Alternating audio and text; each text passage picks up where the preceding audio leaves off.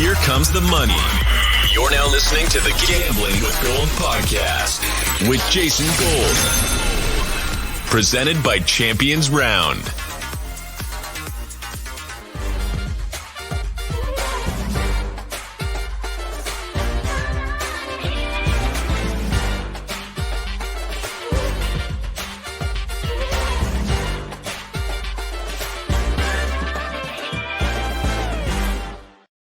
Welcome back to Gambling with Gold. My name is Jason Gold, and I am joined by Spencer at Tee Off Sports, usually my golf guy. Today, my partner in crime in the NFL draft. What we're going to do today is do a full mock draft, go back, switch picks back and forth. You have the first pick, you're odd, and we're going to talk about all these picks from a gambling perspective, looking at the gambling market, seeing what's happening right now, analyzing the movement, and then hopefully making some good selections, and hopefully at the end of the day, making everybody, including ourselves, a little bit of cash. So, Spencer, how are you doing this fine Thursday? I'm doing great, Jason. We were talking about it a little bit before the show started, and I think we're both in agreement. Like, if it's not at the very top, this is one of our favorite times of the year for NFL. And as I was telling you, it's in my backyard this year for the draft, so I could not be more excited for it. Yeah, so I told you before, but I'll tell everybody, this is probably my second favorite NFL day of the year. The power rankings are week one. That morning, when you get into your first bets, that 10 a.m., that's magical. It's hard to beat that. But NFL draft for me, number two, I've always loved the draft. Like from a little kid, I always wanted to go to the draft. I'm kind of sad that I don't get to go this year in Vegas, but oh well. Hopefully they'll be in LA soon enough. And then my third favorite day of the year is the Super Bowl. That's way far out. These are definitely the top two for me. Yeah, I'm in agreement with you there. For me, this is probably number one. So I'm really excited to do this with you today. Yeah, I even had the tradition last night. I sat my wife down. I made her watch Draft Day, even though it's a terrible movie. I enjoy the crap out of it every year. I definitely want to yell David goddamn Putney at some point today. It's got to happen, right? Yeah. It's just the best. So I know that we've been talking for a couple weeks now about bets we've made and the market movement. So I'm excited to just get into it right now. We'll start with your pick, number one, the Jacksonville Jaguars, and talk about all of the bets that we've made and what we think is actually going to happen tonight and what we expect to be perhaps one of the most chaotic drafts in recent memory. Yeah, we talked about this also. It's, normally when these drafts happen, by the time you get to Thursday, you see the steam pick up, players get to minus 300, minus 400, and you can kind of just write tickets and print money at that point. But it's going to be dysfunctional this year, and we've seen it throughout all the markets. So with the number one pick, it's with Jacksonville. It's funny because the dysfunction around Jacksonville's pick throughout this entire process almost too easily came to a head in the betting market once things finally shifted towards Trayvon Walker. We've had between 6 to 8 players at one point slotted as the favorite to go to them over the past few months. The rumors have been that Khan wanted Hutchinson, Doug Peterson wanted an offensive lineman. GM Trent Baalke has always been Team Walker for what we can tell.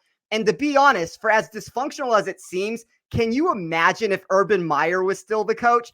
I legitimately believe he would be asking to move the pick to the Giants for Kadarius Toney at this point. So for however bad as this is right now, I think it could be worse. But if you listen to anything that Baalke has said over time, he prefers this archetype of a player that's long-armed, athletic.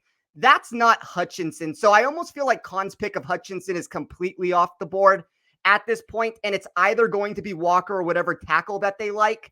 I am going to trust the betting markets on this.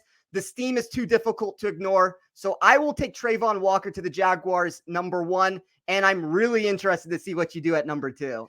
Yeah, so Walker currently, depends on where you're looking, but minus 450, minus 500 as of this morning. So the steam is there. And I'm glad that I was on the Hutchinson train for a long time. I didn't believe that Trent Baalke would have the stones and or the authority to actually make the selection of Trayvon Walker.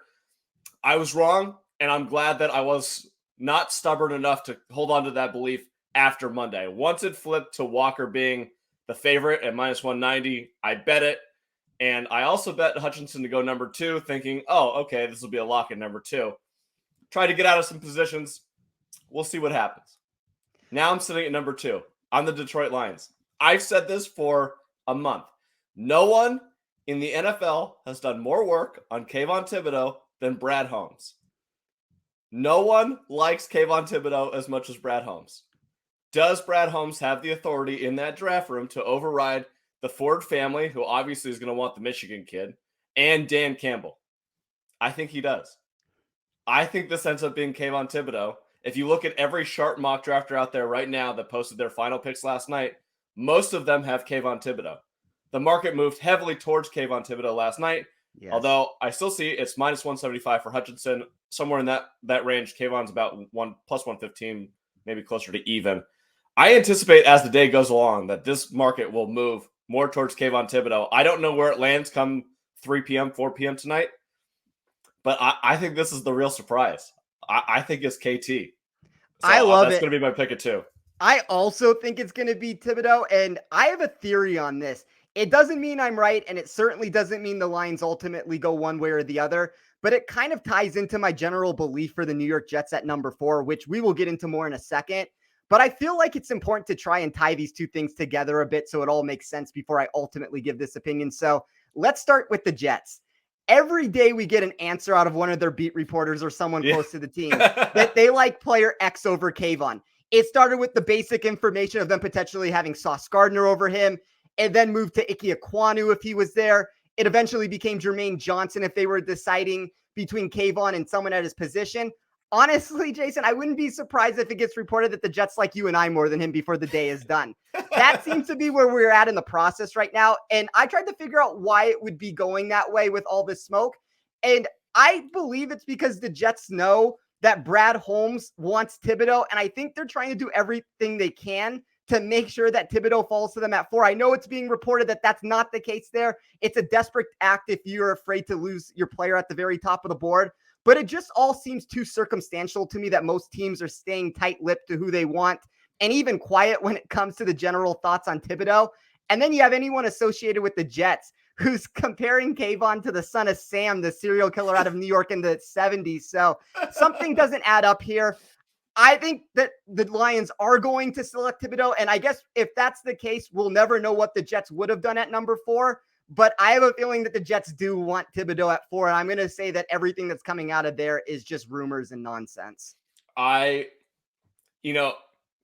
they are lying about it and the Jets are doing it internally, they're kind of doing a pretty good job. I don't know necessarily the reason why you do it. You did a good job of explaining your perspective, and I think that's probably more likely than anything else. But yeah, I don't know. They've definitely moved the market away from KT at 4. Like he was plus 175 yesterday, and then I don't know if it had anything to do with the movement at 2, but now he's like plus 400 to be the 4th overall pick. So a little interesting there to see what they're going to do.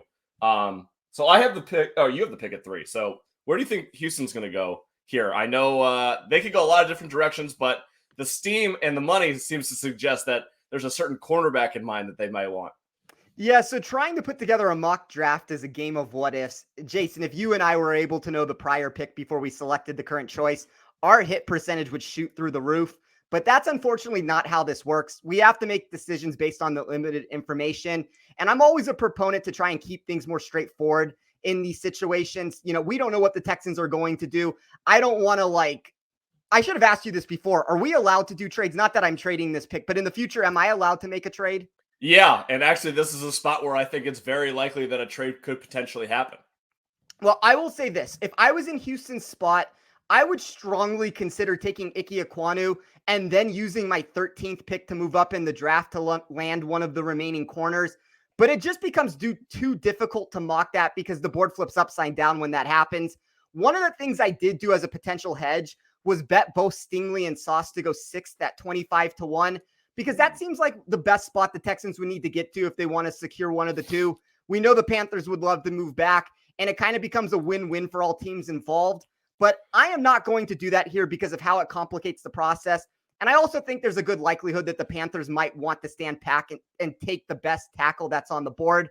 If you've noticed a theme, if you've looked at any of my mock drafts, anybody out there, I think that there's only so many game-changing potential options that when you have the really safe picks like Hutchinson and Gardner, who both should be good players in the league, I think teams are going to shoot for the fence here and try to take some of the upside. A guy like Thibodeau is a game-changing option at 2. A guy at 3, Derek Stingley Jr. would be a game-changing option. He's a player as a freshman in practice that, held his own opposite of Jamar Chase and Justin Jefferson. I think he has the potential to be the best player in the draft. I bet at 31-1 that the draft would start Trayvon Walker, Thibodeau, and Stingley. I've seen that more down in the 5-1 range now, at least as last night. I don't know where it's at now, but I'm going to take Derek Stingley Jr. at number 3.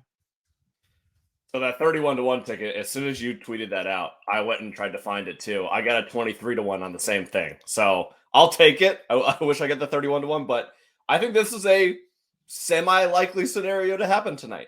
But I do too. I will say this, and Adam Schefter literally tweeted this 11 minutes ago. The Houston Texans want to move up from 13, and you said this. They want to move up from 13. They want to use that second pick somewhere to get into the top 10. How about this trade? If Aiden Hutchinson is there at 3, if the 2 first picks are Walker and Thibodeau, the Giants trade 5 and 7 for Houston 3 and 13. The Giants drop out. Giants go up, get Hutchinson, and Houston gets 2 top 5 or top 7 picks.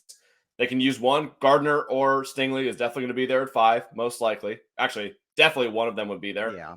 And then at 7, you take a tackle or a wide receiver or whoever the hell you want. I think that's a win-win for both, especially since the Jets, the only thing I believe out of the Jets beat reporters is that they're not going to take a cornerback at 4. I think that's real. So if Houston thinks, I'm going to get both of my cornerback options here at 5, why not go do that deal if you have no plan of taking Hutchinson? Yeah, I mean, there's a legitimate scenario there where you could get your top cornerback and your top tackle on the board. Depending on how it exactly shakes out. So I love the trade. I think that's where the chaos is going to ensue in this. And I think that's the things that you can't accurately predict on a mock draft. And I do believe the Texans are going to try to move up from that 13th pick, whether it is that they stand pat at 3 and then they try to move up somewhere, or, they do the trade that you just said. I think they're going to try to be active movers in this market. It just comes down to where can you fit the pieces in that makes sense. All right. So I'm up number 4. I have the New York Jets pick, and I'm going to make this pretty simple. Aiden Hutchinson's sitting there. I don't think that he slips past 4 in any scenario. I think Joe Douglas would be really happy to get a guy like Hutchinson in the building, and so would Robert Saleh. So I take Aiden Hutchinson, number 4, to the New York Jets. Yeah, I don't think that this needs a lengthy conversation. I think if Hutchinson falls to 4, this is the absolute floor for him. All right. You're up at number 5 and number 7. You double back with the New York Giants, and you get to pretend to be Joe Shane here for a second. So let's start with this. I think the Giants would be happy to land a corner at 7, but I also don't believe it's a shoo-in that they go that route. There's a real world where they could go someone like Jermaine Johnson at the pick. I really wouldn't discount that option. But the ultimate way the board falls for them is if all 3 of the big tackles are on the board, which is what we have right now. They range between minus 125 to minus 165 as of last night at most books to take an offensive lineman.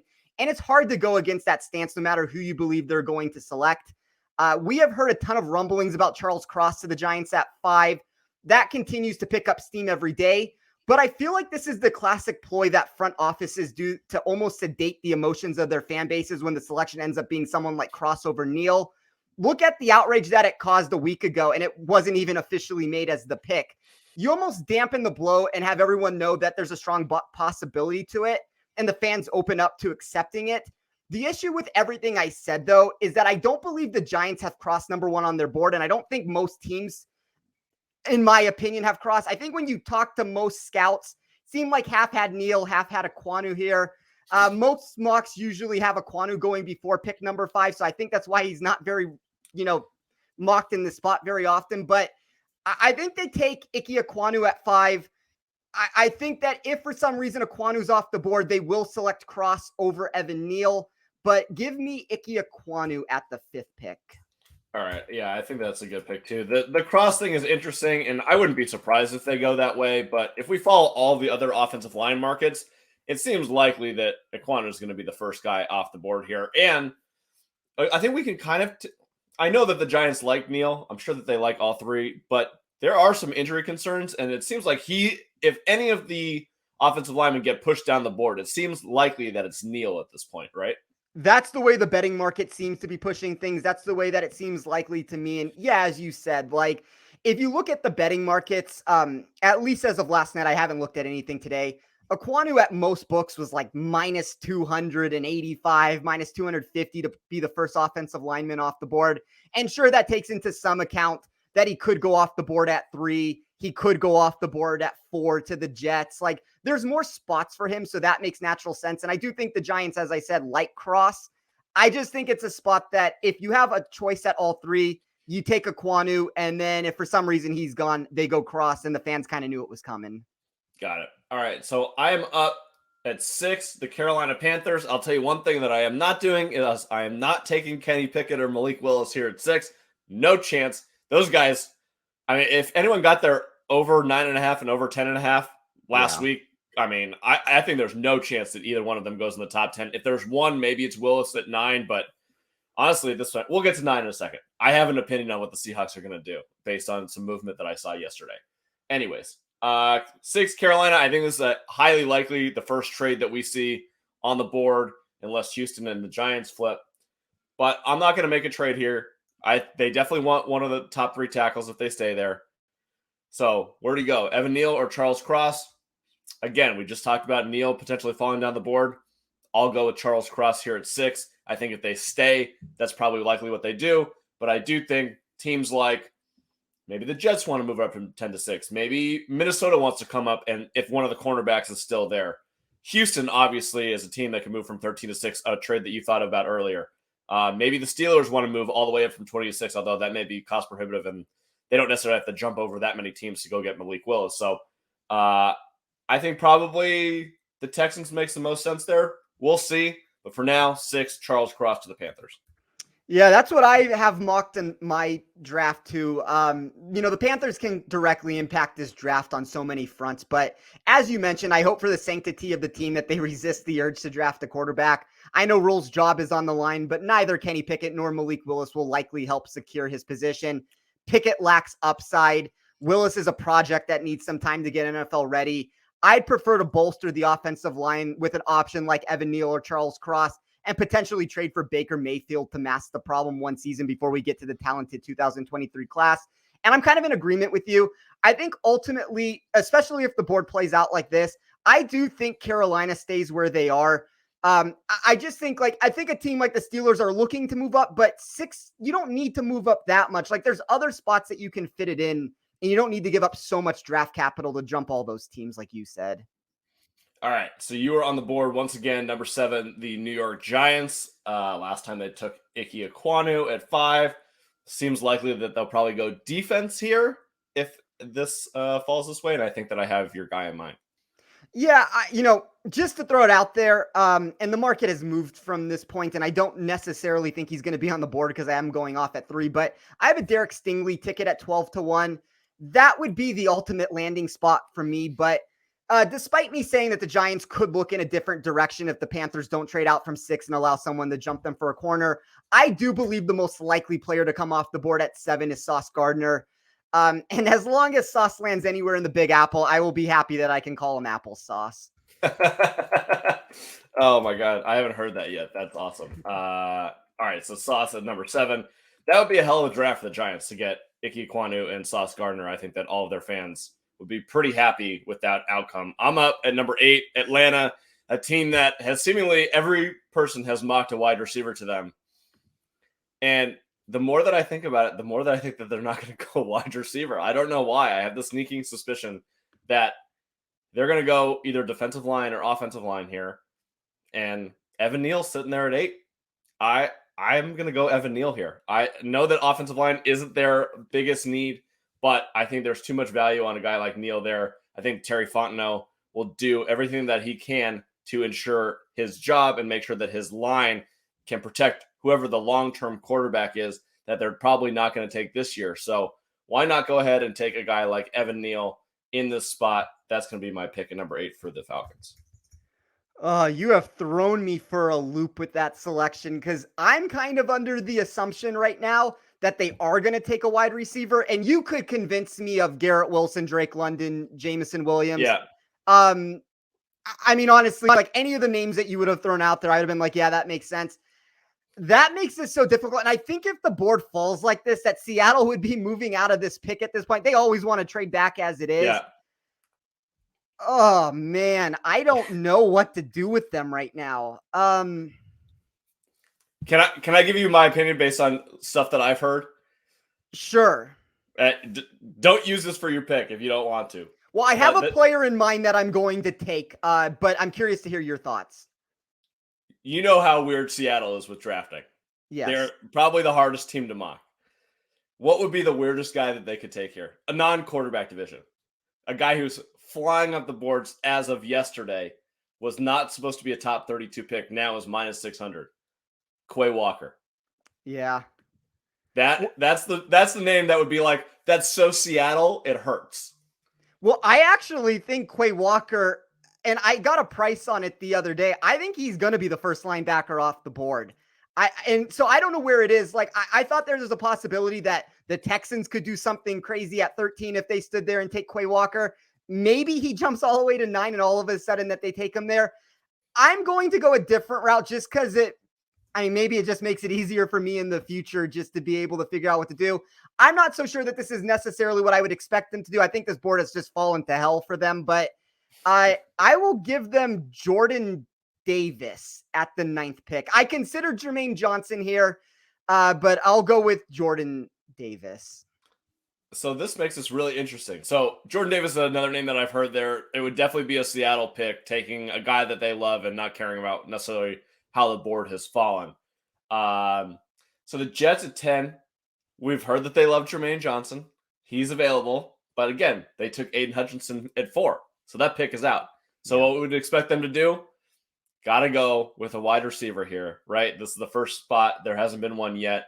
I would actually be surprised if we get to the 10th spot and there's no wide receiver taken. So who do the New York Jets want? Well, I don't think it's going to be Jameson Williams, who I actually have a ticket on to be the first wide receiver. I wish it happens. I do not think that fit with the Jets, given the fact that they have Elijah Moore, makes any sense. So to me, this comes down to Garrett Wilson versus Drake London. And I think for the Jets, I think that they want the big body guy, someone that can help out Zach Wilson. So I don't necessarily believe he's the best wide receiver in the draft, but I do think that for the Jets, it makes a lot of sense. So I will go Drake London here at 10 to New York. I know Drake London is catching a bunch of steam in the market to be the first wide receiver off the board. That's been something that's been very popular. And it's interesting, even if we talk like if we put all the picks together between 8, 10, and 11, the one player that I keep having the most issues with, which is why I kind of think that you could be correct that they don't end up going wide receiver unless it's maybe Drake London in that spot, is when you look at each one of these teams, the one name that I feel like is never mentioned is Garrett Wilson. And I don't know where to exactly slide him in a lot of these scenarios because of that. Now, I do think at my next pick at 11, that is a very likely landing spot for him. Yeah. But I don't know if he's the number one wide receiver on the Jets board, to what you just said. I don't know if he's the number one wide receiver on the Falcons board.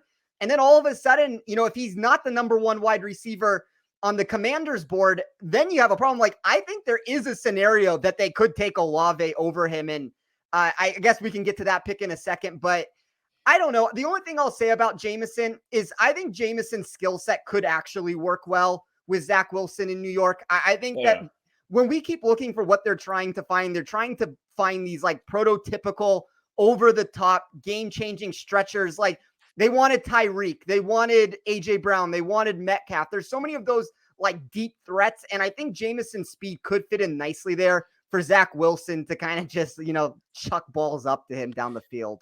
Yeah, I kind of didn't really think about that they wanted Tyreek because I've been so focused on Debo, which isn't really like a Jameson Williams type, is more slot and run after the catch guy. And then AJ and DK, they're straight line speed guys and can get it deep, but they're also these big body, bigger, tall physical, guys, which is more Drake London. But the Tyreek thing, Jameson Williams isn't Tyreek, but their skill set is similar enough where I could see Joe Douglas I wouldn't be surprised to see that happen now that you mention it. So I think that's a good pick. Number 11, we got Washington, which seems like they've been locked in on an Ohio State wide receiver the entire time. It's just a matter of they're both on the board. Which one at this point? Yeah, markets, it's interesting, are telling a conflicting story. There are some books, and I don't believe this. I'm not saying that this is something that I like, but where Kyle Hamilton is the betting favorite to be the pick at 11. And at those same spots, safety is like 8-1 in the fourth choice. I just think that it's going to be a wide receiver. I think that it could be the three main targets that we keep talking about. as you said, I think Olave has a real shot to be selected there. Something tells me, and I'm not going to do it, and I'm probably going to be very sad that I didn't do it when it comes. Something tells me Olave is going to go off the board before Garrett Wilson. I am not going to make the pick here. I'm going to say that they take Garrett Wilson at 11. I just think that's the safer route to go with this pick. I agree with you. I think it comes down to, especially if Drake London is off the board, I think then it's one of the two Ohio State wide receivers. And to me, it feels a little bit more 50-50, and sometimes it's fun to take shots when that happens, but I'll give them Garrett Wilson. All right, so I think that it's definitely 50-50 Wilson or Olave here. And obviously, we've heard steam on Olave to Washington for like a solid 3 weeks at this point, maybe even longer. So yeah, would not surprise me at all if Olave went ahead of Wilson here at number 11. Brings me to number 12, Minnesota, which now all of a sudden Minnesota is sitting pretty based on the way that this board has dropped. They could go wide receiver. Jameson Williams makes a lot of sense there. That line, it was plus 1,000 for their first pick to be a wide receiver. Now it's like plus 175. So definitely could be in range here. Trent McDuffie makes a lot of sense at 12. Their biggest need is definitely cornerback. So they could go there. And then defensive line, Jermaine Johnson, all of a sudden sitting here at 12 for Minnesota. I don't know which direction they would go. But for the sake of fun, I think that Jameson Williams at 12 would be super fantastic. And I mean, talk about a way to energize a fan base as your first pick as a GM to bring in Jameson Williams to pair with Justin Jefferson.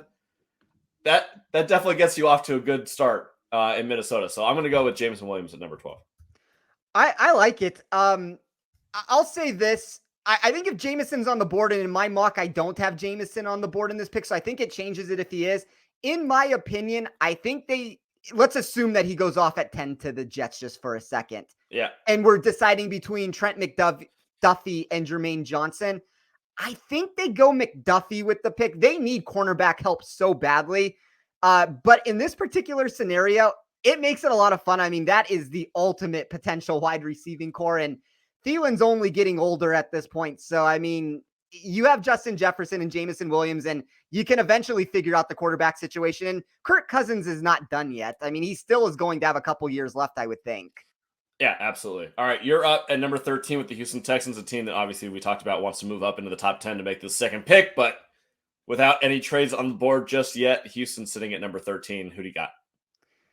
So with the way that this is played out, and I keep saying you have to be careful when you make trades in these mocks. The reason I am doing this here is because I think both teams might still land the same player even if I didn't force this trade. But I'm going to say the Texans move out of the 13th pick because of the sheer number of needs that they have. And I think they move back to number 20 and let the Steelers come up to 13 to select Malik Willis. The Steelers haven't had the best poker face during the proceedings, and the market has reacted to Pittsburgh despite sitting at 20, becoming the favorites to land Malik. You're going to probably need a trade for this to be a winner. Maybe not. I don't want to say that there might be a team that falls in love with Malik and trades up. There might be another team like the Saints. I think Pickett is in play for them. I don't necessarily think they're going to go that route later on. But if you're the Steelers and that's your man and that's who you want, I'm going to say that we flip the draft a little bit here. And so Pittsburgh moves up to 13 and selects Malik Willis. So I've mocked this trade quite a few times myself. There's a trade out there in terms of value that makes a lot of sense. 20 and 52 go to Houston, and 13 and 107 go back to Pittsburgh. They take Malik Willis.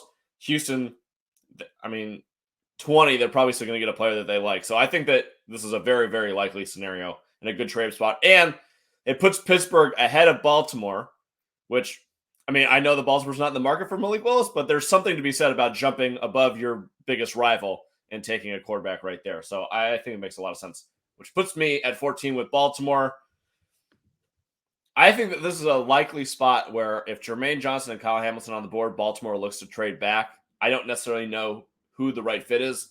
The Saints are very interesting, but I haven't looked at exactly what the capital would be in order to do that, especially considering that the Saints traded away some major assets this year and next year to move up and get another draft pick in the first round. So I'll stick with the Ravens having the pick, and I'm going to go, I think it's too much value. Give me Jermaine Johnson here at 14 to Baltimore. I don't necessarily know if they have him on their board or if they like him or not, but for him to fall to 14 with the way that they like to play defense, I think it would probably be a really nice fit. Yeah, to me, the pick, let's just take an open board in general. To me, the pick feels like it would probably be Jordan Davis or Jermaine Johnson. With Jordan Davis being off the board at this point, I think Jermaine Johnson makes a lot of sense here. I think they're going to go defensive line. Like, the only thing I will throw out there as just like a wild, if the board falls weird and something that you're not expecting, I do believe that this is a spot where Drake London could go. I know, like, there have been some rumblings about a wide receiver. I don't think that's necessarily the pick that you would expect from Baltimore in this spot. But if you think of the one thing that they do not have on their team right now, they don't have that big physical wide receiver. You've turned Hollywood Brown into this target hog where, they have him running like different routes than I would have expected when he came into the league. And I don't know if I necessarily think they utilize him the way that like you would get the most out of him. And I think Drake London, if he's on the board, makes sense. But I think unfortunately, or maybe fortunately for them, Drake London probably won't be on the board in this pick. So I think it's a moot point to begin with. Yeah, the surprise pick to me would be, I expect Jordan Davis probably to be the likely pick here if Seattle doesn't take him at 9. The interesting one here is Kyle Hamilton's on the board. That is the sort of player, an archetype of a personality in Baltimore that makes a lot of sense.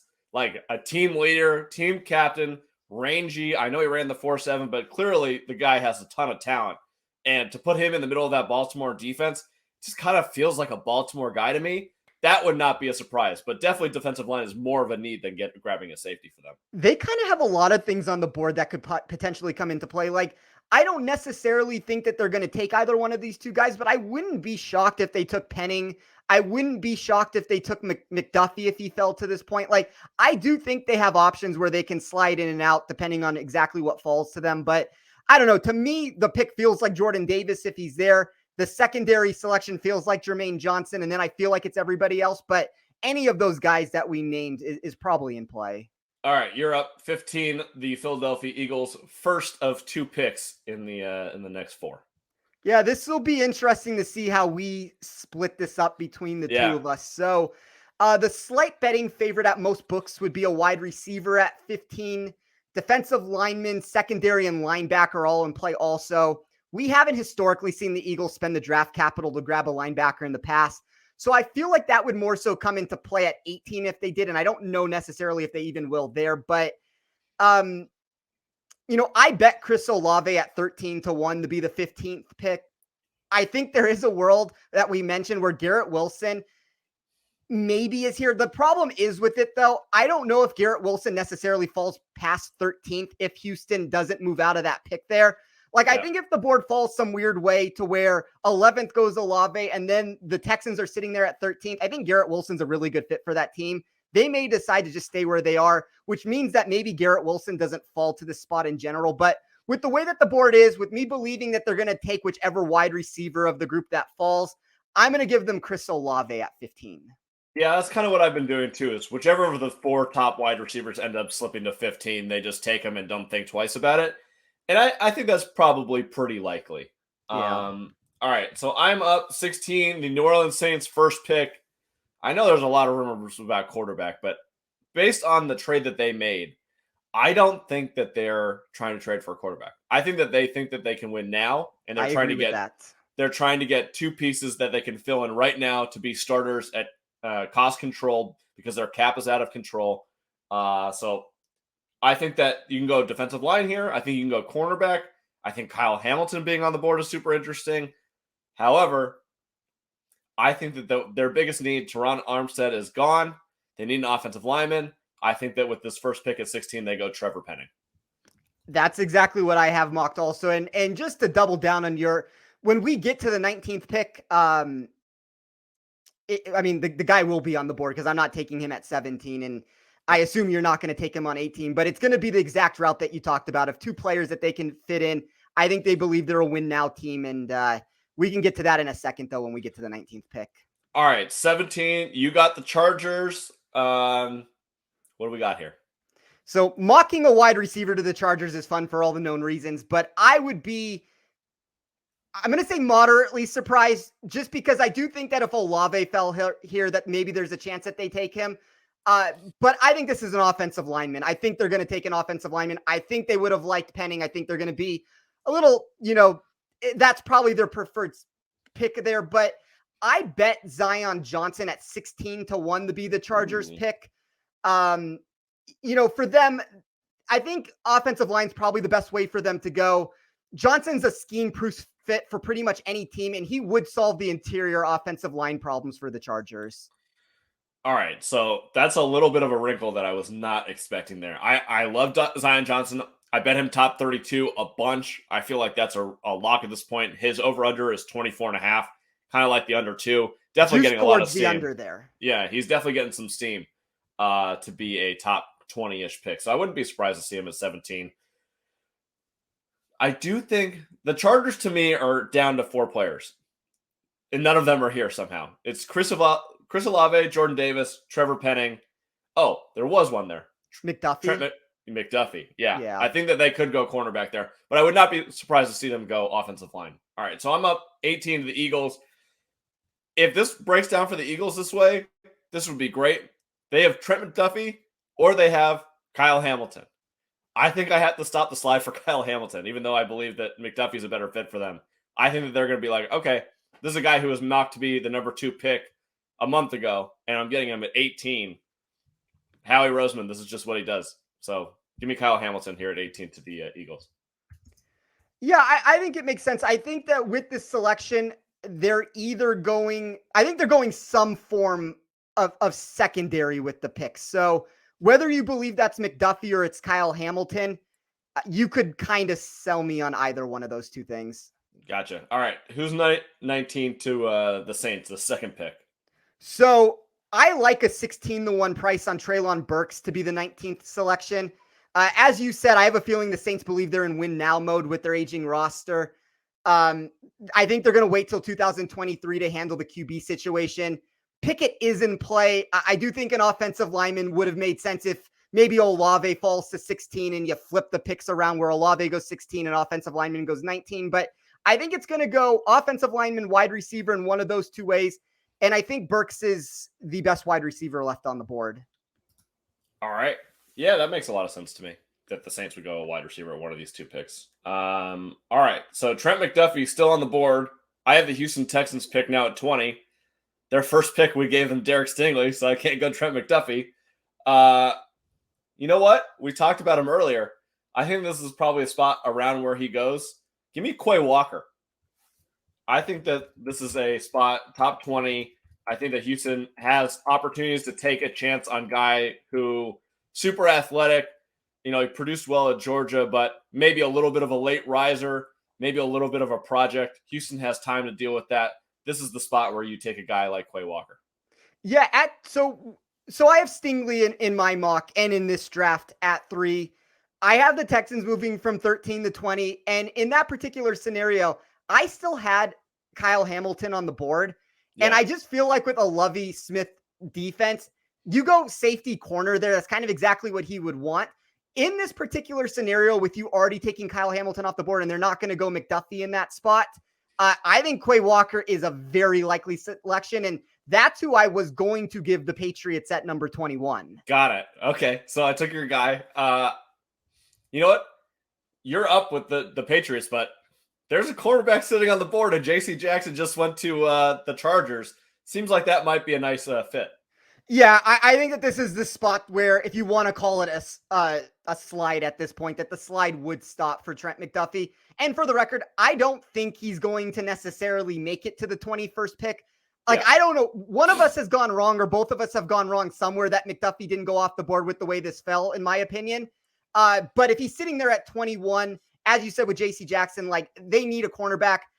Quay Walker just went before you. That's another spot where I thought they could take a linebacker, but give me Trent McDuffie. I think they would be very happy with this selection. All right. So that puts me on the board with the Green Bay Packers, and I am in a world of confusion about where the Packers are going to go here at 22, especially the top 5 wide receivers that are off the board. So do I want to go for a Jahan Dotson? Let's remember that they also have the 28th pick. I don't think that this is a time where they need to go for a wide receiver. They can take one in their second pick. I do think that they want to go offensive line or defensive line with the selection. I don't know which one on the board I like, though, for them. We're going to go a guy who's been rising up the board a lot. So we're going to go with Travis Jones from UConn, defensive lineman. I'm kind of shooting in the dark here with the Packers. We're getting far down the board, but I do think that offensive or defensive line is pretty likely here with the 22nd pick. So my offensive line options would be Bernard Raymond, Tyler Smith, Kenyon Green, something like that. I don't think that any of them are probably going to be at 22. So that puts me on the defensive line. Travis Jones, Devontae Wyatt, something like that. So I'll go with Travis Jones. Devontae Wyatt could make some sense. He's slipping down teams' boards just because of all the concerns around him. When you're a win now team like the Tampa Bay Buccaneers or the Green Bay Packers, I think you can ignore some of those things a little bit more. I think the wild card into the mix here, and I kind of agree with you, if the board falls in this fashion and Treylon Burks is not available to be the selection, they weren't able to move up in the draft, I think they would take a wide receiver at 28. I think the wild card at the 22nd pick, if it came this way, would be Devin Lloyd. I could see him going off the board.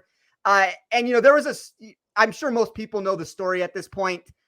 His teammate was killed. He was number 22 during the combine process. He was given number 22. If he was the 22nd pick in the draft, that would be a full circle moment. And I'm not just saying that for like the feel good story of it. I actually believe that if he's on the board at 22, like linebacker is not the most pressing need for them, but there's nothing to say that the Packers don't view Lloyd as, a top 15 type talent and would be ecstatic to grab him here. That seems like it could definitely be a likely scenario too. Definitely. And I've pegged Lloyd to the Patriots for a long time, and that's probably who I would have suggested that you take if McDuffie was off the board. I think that makes a lot of sense. But in this scenario, I think Travis Jones or, I could even see like a Nakobe Dean in here just because I know he's slipping because of the injuries a little bit and because he's small, but like that leadership type, the leader of the Georgia defense, someone that you can plug and play right now, that would be someone that I could see the Packers in win now mode, a guy that they would want also. So definitely linebacker in play there. You're up. Number 23, the Arizona Cardinals. Who do you got? This is tough. I mean, pretty much everything feels like it's in play for Arizona. They are plus 300 or better for a wide receiver, offensive lineman, defensive lineman, and cornerback at various books. The name of the game to me is to try and keep Kyler Murray happy. And the two ways to do that would be either to add a wideout like Jahan Dotson or perhaps take an offensive lineman. I do think you start running out of options that make sense for them if you go the route of protection. But I guess I'll go Kenyon Green. I do know that you can find him at 14-1. I do think Green or Zion Johnson would probably be the pick for the Chargers at 17. That's at least the way I'm leaning if the board falls the way it is and Penning's off the board at that point. And I feel like the Cardinals are going to take whoever is left, which is Green in this scenario. I would not be shocked if it was Dotson, though, either. Yeah, so the three names that I've heard for Arizona at this spot has been Kenny Green, Zion Johnson. There's another one. Oh, and George Karlaftis. But Karlaftis seems like he's either going to go 23 or he's not going to be in the first round at all. So I wouldn't be surprised either way. But I like the pick of Kenyon Green. And the Dallas Cowboys, who I'm up with at 24, would be furious if it's Kenyon Green at 23. That's someone that I had pegged at 24. But I do think that they still go offensive line. I think that Devin Lloyd being on the board, probably interesting for them. The Jones family has a history of taking just the best guy available on their board, and it has worked out pretty well for them. But they just took Micah Parsons. I don't think that they can go ahead and take another linebacker here. It would be very surprising to me. So I'm going to go with my best offensive lineman on the board still. That would be Tyler Smith from Tulsa, a name that is rising. I suggest that you get him to be a first-round pick, top 32 if you can still get it. And, I think that would be a nice, solid, middle of the fairway pick for the Dallas Cowboys. Yeah, so in my mock, I gave them Tyler Smith. I considered shaking things up with Dax Hill at 24, but I agree with you. I do believe offensive lineman is the most pressing need for them. Smith is a better run blocker than he is a pass blocker at this point. I do think Tyler Linderbaum could potentially be, just because of what you said. Jerry Jones might think that he's the best at his position. He's getting value there. Now, markets don't necessarily seem to agree with that, and that's why I ultimately didn't go that route. But I think Tyler Smith is definitely in play. Maybe the other one would be Bernard Rainman, I guess. But I like the Tyler Smith pick. That's exactly what I mocked. All right, so you're up 25. Buffalo, a team that doesn't necessarily have that many needs, but could go a lot of different directions. From a fantasy football perspective, it's fun mocking Breece Hall to the Bills at 25, but I'm under the assumption secondary help is more of a pressing need. Bad franchises usually draft a running back in round one. It's why they stay bad. And Kyler Gordon has been skyrocketing up boards lately. I do think he lands somewhere in the back end of the first. And I do think that this is a spot where they could potentially take him at 25. So I like that. I definitely think that they're going to go some sort of safety or corner here. And the guys that I kind of have pegged are Dax Hill, Kyler Gordon, and Elam. I think all three of those guys end up somewhere here in the first round. So definitely one of those three to Buffalo makes a ton of sense. The other one that I could see, again, Karlaftis, another edge rusher. I think that can make sense for them. But given the way that the market's moving on Karlaftis, I'm kind of going to put him out of the first round at this point. So I'm up 26, Tennessee, a team that has been heavily mocked to go quarterback, and specifically Desmond Ridder. I'm not going to do it. I think the quarterbacks are just going to keep getting pushed down. I think what Tennessee really needs is secondary help. They were horrible last year in the secondary. So I'm going to go Dax Hill here. I'm very sure that he's going to end up being a first-round pick. Whether or not this makes sense necessarily for Tennessee at 26, or if it ends up being Elam or Andrew Booth, or there's a lot of good cornerbacks on the board here at 26. But I'm going to go Dax Hill and see if they draft him at cornerback or safety, which may be very influential to my over 4.5 cornerbacks in round one. Yeah, I agree with you. I think Dax Hill goes off the board in round one. It's just you got to figure out where to pencil him in, where it makes the most sense. In my mock, I actually did it at the very final pick with the Detroit Lions. In my mock, I gave Tennessee Kenny Pickett. When I look at Ryan Tannehill and I look at Kenny Pickett, I feel like that's his best player comp would be Ryan Tannehill. You could kind of try to mold him behind Tannehill for a year or two. And I mean, I don't necessarily love the pick, but I do think that this is a potential spot where Pickett could go off the board. And if he doesn't go here, I think it's probably just Malik in the first round for quarterback. Yeah, I agree with you. All right, you're up with 27, Tampa Bay Buccaneers. They got the whole gang back. They don't need that much, but a lot of different spots that they could target to help Tom Brady get Super Bowl ring number 8. Yeah, so there were 3 options I considered. One of them would be Dax Hill, who is the betting favorite to go to Tampa Bay.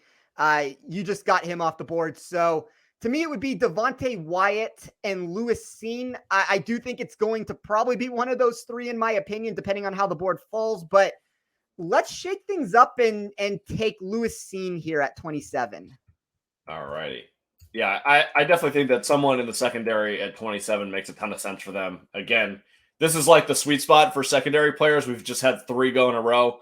There's a lot of good value here at the end of round 1 for those type of players. So Green Bay, 28. I got to go wide receiver. I don't know if they're going to do it, but if they don't do it, Brian Gutekunst might be out of a job come tomorrow. So Jahan Dotson seems to probably be the guy that they would go for, kind of in like the Randall Cobb mode. The other guys potentially would be Sky Moore, George Pickens, who's falling a little bit, Christian Watson maybe. I'm gonna go Jahan Dotson here at 28 for the Green Bay Packers. I gave them George Pickens just because I like Pickens' upside. I think that there is a world where he could have been the wide receiver 1 in this class if it wasn't for the ACL injury, but it has to be a wide receiver at either 22 or 28. So, figure out whatever name makes sense there. And I think Dotson, I mean, there's a couple names that make sense. Like, it's not just Pickens, but it has to be a wideout at one of the 2 picks. All right. So now we're at Kansas City with back-to-back picks that we're splitting. 29. You go. I'm curious to see what you do at 30 because I feel like a wide receiver and defensive lineman are the most likely choices. I have an opinion for which wideout I would grab, which is the one that you just grabbed. But I mean, now I think with the way it's gone, it'd probably be the one that I was going to take for the Packers. But this guy that I'm going to take has been shooting up draft boards. He's now the favorite to be one of the first picks one of the first selections in the first 30 picks. That could have been said a little bit better there, but I will say the Kansas City Chiefs take Boye Mafe at 29. I completely agree, and I've heard that name exclusively in the first round tied to the Chiefs. There's something there. When there's smoke like that, there's a little bit of a real fire. So I would not be surprised to see them take him at 29. I don't think they're going to take a wide receiver. I think this is going to be defensive line and defensive back, and they figure out wide receiver afterwards. So at 30, Kansas City, I'm going to go with Kyer Elam here. I think that they definitely take a cornerback, and I think that safety or corner is a bigger need for them than wide receiver. I think that they think with Travis Kelce, Juju, MVS, and McCole Hardman that they can at least get by. And maybe they get an Odell. Maybe they get a Julio Jones to fill in and play, half a season for them. I think that's more likely than them stretching for a wide receiver here at number 30 and taking someone like Pickens, who's sliding down boards a little bit, or going for Sky Moore. I think that they want to go defense more than they want to go offense here. You could be correct with that. I mean, I think that the game does change a little bit. Like Juju's being so disrespected in whether it's fantasy football or whatever the market is, Juju's a good wide receiver. People forget that. All right, you're up. Number 31, the Cincinnati Bengals. A lot of different directions they could go, but it seems like probably they're going to go either in the secondary or along the offensive line. The problem is with that, I feel like all the secondary and offensive line, like maybe they take Linderbaum here. I like that makes some sense. Maybe they trade out of the pick altogether, but it's so hard for me to not want to just give them best player available, which I don't know if that's necessarily the route they would go. Like, I think Devontae Wyatt and Devin Lloyd are both going to be first round picks. Yeah. I almost just want to leave Lloyd for you at 32 and hope that you go that route there and potentially give them Devontae Wyatt. I will give them Devontae Wyatt I don't know if he necessarily makes it this far in the draft, but if he does go into pick 31, I think a team is going to take him in the first round despite the concerns. So I'll go with Wyatt, even if it's not the most pressing need for the team. Because I was going to go Devin Lloyd at 32 anyways. I was hoping that would happen. If he makes it to 32, I think that the Lions would say, you know what, screw it. Let's not take a chance that someone takes him at 33. We can get one of the two quarterbacks that we like at 34. Let's just get Devin Lloyd out of the way and pick him at 32. Would make a lot of sense. He'd be perfect for their defense. I think that the pairing of Lloyd and Thibodeau, I mean, that defense automatically gets a ton better. I love that for them. I like our mock draft. Our biggest problem is we really going to only have one quarterback go in the first round here? I think it's maybe not likely. I do think Kenny Pickett eventually, I think he's going to go to Tennessee. I think that's where the second quarterback goes off, but I'm not so sure. I think here's part of the problem. I guess let's start with this.